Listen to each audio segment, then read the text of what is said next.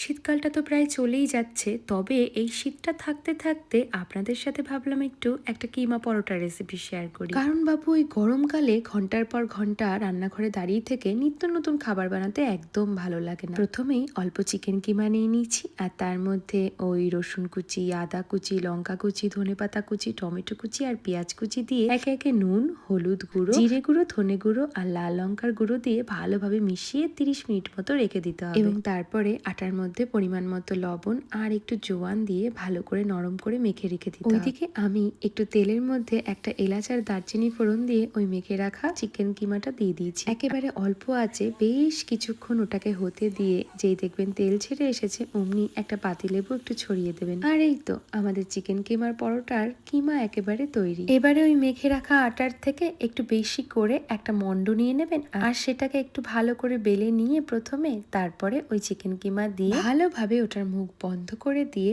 এবারে হালকা হাতে এপাশ ওপাশ বেলে নিতে হবে। একেবারে হালকা আঁচে প্রথমে দুপাশ সেঁকে নিয়ে তারপরে ঘি দিয়ে ভেজে নিন। আপনারা চাইলে তেল দিয়েও ভাজতে পারেন। আমি কিন্তু ময়দা দিয়ে পরোটাটা বানাইনি, আমি কিন্তু আটা দিয়েই বানিয়েছি। আপনারা চাইলে ময়দা দিয়েও বানাতে পারেন। দেরি না করে এবার চট জলদি বাড়ির ছোট থেকে বড় সকলের জন্য এই চিকেন কিমা পরোটাটা বানিয়ে ফেলুন।